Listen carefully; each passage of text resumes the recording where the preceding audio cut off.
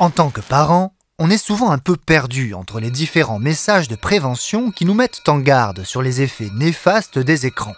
Alors tout d'abord on souffle et on se détend. Les parents font ce qu'ils peuvent avec leur force et leur fragilité.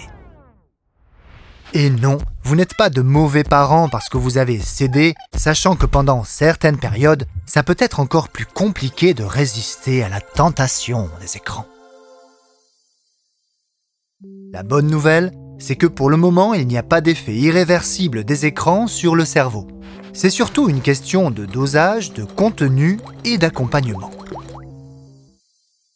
Voici donc quelques conseils et recommandations. Pour les moins de 3 ans, les écrans sont à éviter. À cet âge, l'enfant a besoin de développer lui-même son imaginaire. Laissez-le découvrir, observer et manipuler ses jouets. Privilégiez les moments d'échange et de partage autour des livres et des histoires. Pour les enfants plus grands, favorisez les activités ludiques et interactives avec de petits ateliers. Et si c'est devant un écran, faites en sorte que votre enfant participe activement au jeu et ne reste pas passif. Et enfin, pour les petits et les grands, les écrans c'est bien, seulement si on apprend à les utiliser. Le mieux, c'est d'accompagner vos enfants et de leur expliquer les bons et les mauvais côtés des écrans. Partagez leurs jeux, suggérez des activités, choisissez un programme en famille. Si votre enfant s'ennuie de temps en temps, n'essayez pas de l'occuper à tout prix.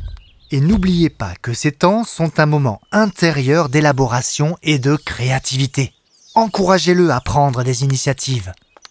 Vous pouvez aussi essayer de passer un peu plus de temps avec lui, avec ou sans écran.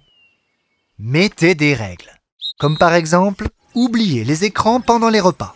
C'est le seul moment où on peut se retrouver. Profitez-en pour vous parler. Évitez un maximum les écrans dans les chambres. Posez tous les écrans de la famille dans un panier le soir avant d'aller vous coucher. Prédéfinissez ensemble le temps d'utilisation pour chaque jour. Vous pouvez même passer un contrat avec votre enfant.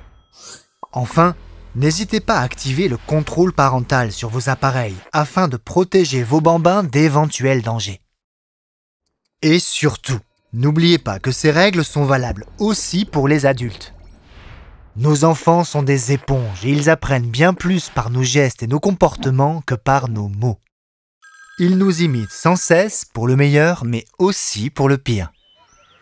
Alors maintenant, c'est à vous de jouer et d'expérimenter ces conseils. Et pour en savoir plus et vous faire votre propre opinion, n'hésitez pas à vous rendre sur notre site internet. À bientôt!